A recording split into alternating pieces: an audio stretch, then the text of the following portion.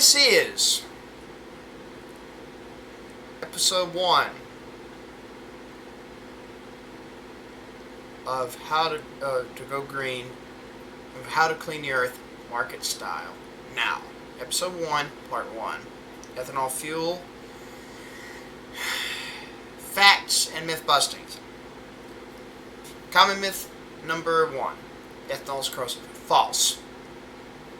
This is a far less corrosive. In fact, in a lot of cases, with the right, the right conditions, not interacting with air, just like with gasoline, it is largely non-corrosive. It's pretty much non-corrosive to aluminum and its alloys, and pretty much all the metals across the board. It does not have any lubing properties because it's a very dry solvent-type liquid. A more general solvent than the shit they put in your gasoline.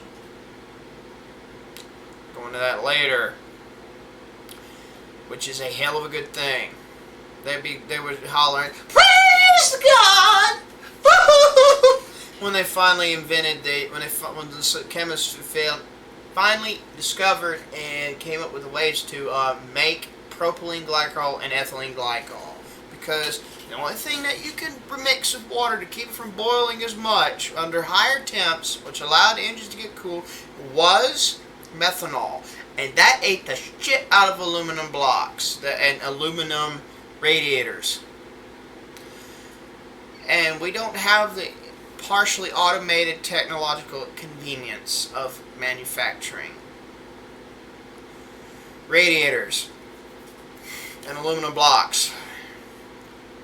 You'd want to kill yourself back then. Even with the massive improvements to the assembly line that made it easier with Henry Ford, you still were machining the shit into existence out of the metal materials that were smelted. You still would want to hang yourself with. You'd basically want to pull Robin Williams, except hang from the from the machine hooks, and as you went down the. God damn, I'm being dark tonight. Oh, I got my humor is. Okay, I better not say that joke. I might be screeched at for... I won't say why either. I had a really dark joke for that one. Wow, how dark my humor is. Oh, fuck it. My dad picked cotton, too, as a kid. Fuck it. My humor is probably able to pick cotton. If you get offended by that, go fuck off. My dad grew up picking cotton in cotton fields during the Depression. Fuck off. Go snowflake somewhere else. I'm not going to hear it. I'm not going to tolerate it. So, yeah. I have chemical compatibility sheets, the book called Ethanol Papers, for you to access, readily available. Videos by Jacob Call, Fueling Truth, Does It Track, doing many soak tests on metal pieces, gaskets, gas material, carburetor kits, and fuel lines and hoses to bust the hell out of this myth.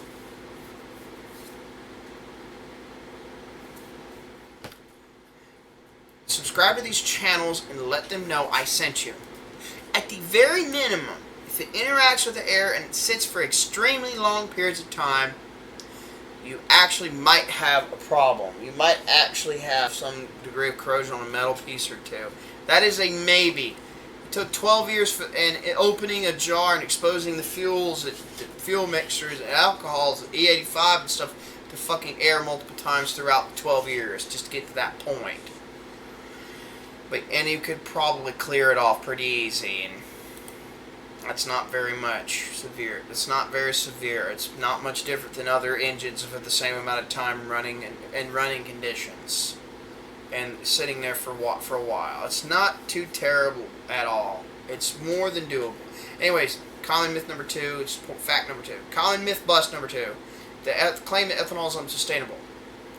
It is only sustainable. It's only unsustainable. Sorry, if you make it in an inappropriate or unsustainable way. There's a proper and an improper way to do something. Hence the old adage, there's an art to it. By the way, T.J. Kirk, the unamazing anti-theist, who is openly a full-blown commie scumbag who advocates rioting, violence, and destruction of people's property and businesses out of posturing, you are nothing but something that could be used to water the tree of liberty. You are nothing but an enemy. Let that be known now.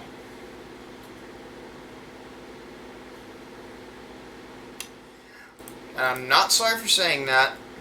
That is my opinion. Anyone reasonable enough should have that kind of an opinion about fuckers like him.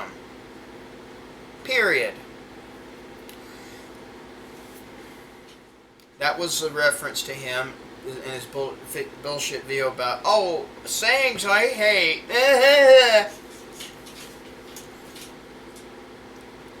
When you do that kind of shit, you don't believe in human rights. You're a hypocritical piece of shit. You deserve to be called out for such. You deserve to be called what I just said to him.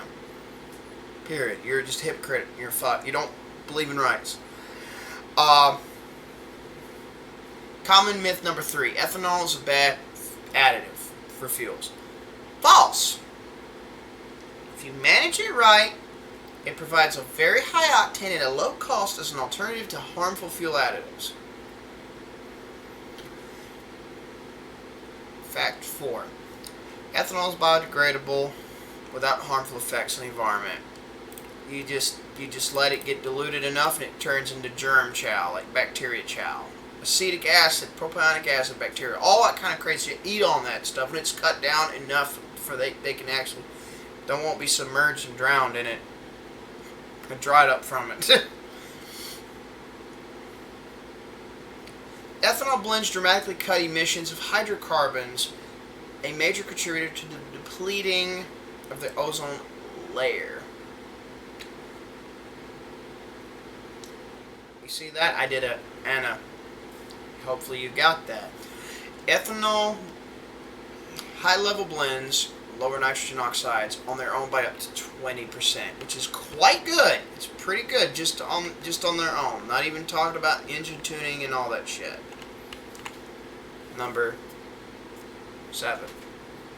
Ethanol blends of a high level can lower or reduce emissions of things called volatile organic compounds, VOCs for short, by 30% or more. And VOCs are major sources of ground level ozone formation, and I'm pretty sure they contribute to smog. And if you're one of those who peddle the global warming thing, these gases are pretty potent in short term and long term. Same with nitrogen oxide. I'd be more worried about I'll go into that though later. That's a plus. Number 8. As an octane enhancer, ethanol can cut emissions of cancer-causing benzene and betadiene by more than half, or 50% for you digit nerds. Number 9.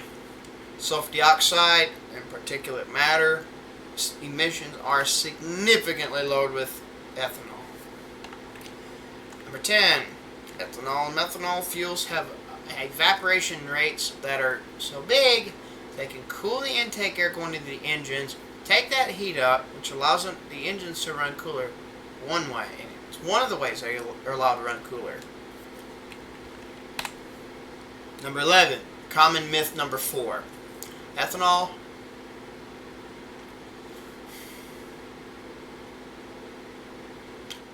engines run hotter. False! Absolutely false. Ethanol engines run cooler than gasoline running engines on average, since again, takes less heat to ignite it on its own. It burns with a cooler flame, and as it takes in heat and cools the air intake due to again the evaporation, the latent heat of evaporation. As the heat it absorbs as it vaporizes. It takes a lot more heat to vaporize, which essentially makes it more able, makes it able to run. Those are all the ways that it runs cool. And other thing too is this: it allows you to raise the compression up to a certain amount because they can take in more heat from air compression before it goes BOW! But it won't be able to, it won't detonate, it won't ignite, it won't bust off on its own and just explode roughly, which is known as pinging in the gasoline engine world. Diesel can do it too, but the way the actually happen is entirely different. I'll have to explain that in octane and cetane video. Number 12. Ethanol can allow more aggressive tuning of an engine, especially if you're a racer, because of the cooling effects the intake air could bring is fully vaporized, along with the overall cooler running effects, as I explained in fact 10 and 11. Number 13. Gasoline is formulated to have a shit ton of different things added into it, including detergents to control the carbon deposits due to the heavier things that can settle out of the gasoline and make absolute varnish of their own type, which has been shown. Fueling Truth actually shows a few of the long chain molecules that are guilty for that. It's a few dozen at least. And the chemistry is not so favorable, folks. When you apply basic chemistry to the gasoline blends and test some stuff, it will not be so favorable. You'll learn the truth. The experiment will go like this. Soak test group 1 would be non-ethanol gas, regular pump gas, or E0, E10, E20, E30, E40, E50, and E85. That would be group 1. Test group number 2 would be all those same fuels, the same blends, and non-ethanol gas dedicated with a stabilizer. Group 3 would be the same as group 1, but with stable, S-T-A-B-I-L, with ethanol protection in it. That'd be group 3. Group 4 would be the same as group 1, all the fuel blends of group 1, but with ethanol shield in it. You will learn that the fuel blends E30, E40, E50, and E85 of group 1, all of groups 2, 3, and 4, the entireties of them all, are going to have the least breaking down of your fuel lines, your gas materials, and the least harm. Why? Because you got to use a stabilizer to make gasoline not do that. You also have to, and you also will learn, ethanol actually stabilizes a bunch of stuff in gasoline. And when you pair that with ethanol with a stabilizer, the stabilizing effect is greatly enhanced across the board, which is good, damn good, and it protects against the breaking down of your hoses and gaskets and other materials. That is what you fucking want.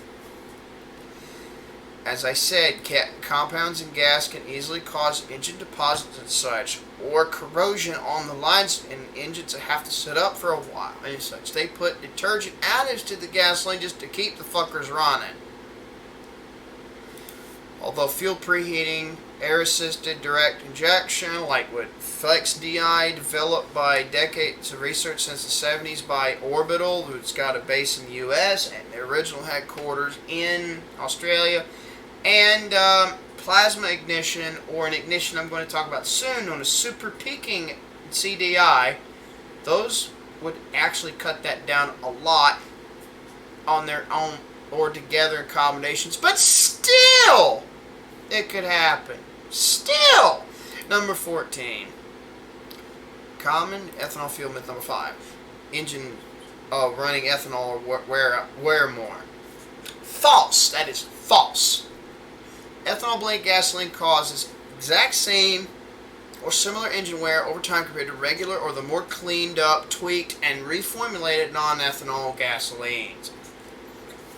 But maybe you could claim even less, they would cause even less engine wear due to over time that the more moderate to higher ethanol blends add oxygen to the gasoline, have a high octane, have solvent properties, and the more cleaned up burning will clean carbon deposits in black gunk from the engine gradually as it's used. This could mean over time longer engine life and possibly less wear due to less black gunk carbon buildup rubbing against shit. That's very possible to even claim.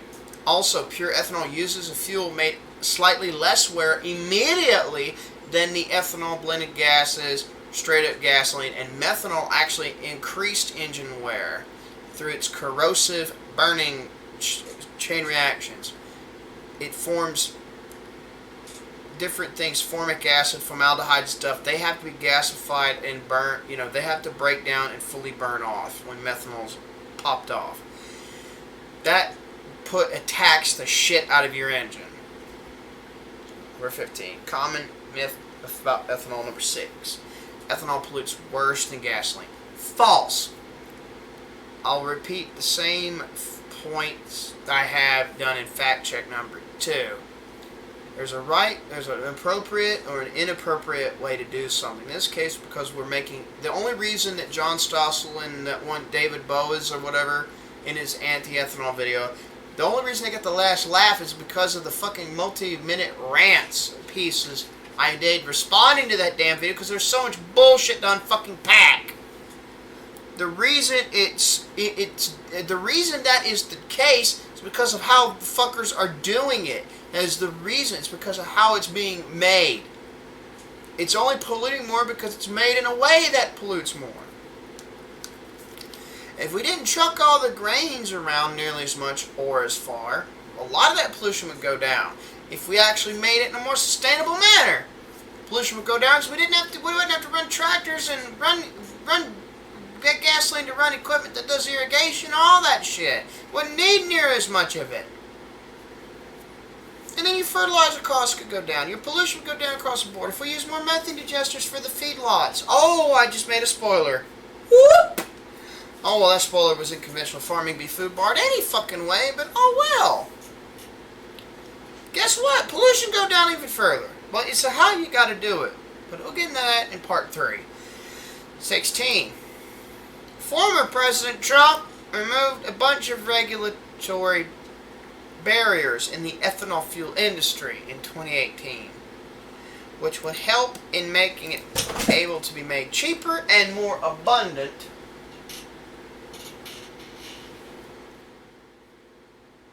and it'd be more so if we did some other policies that I won't go into here. I hope you enjoyed episode 1 of the ethanol fueling.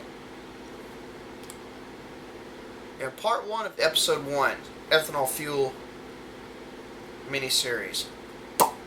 Again, hope you enjoy it, and I hope you enjoy when the ethanol part 2 comes up. Potential problems and the remedies. See you around.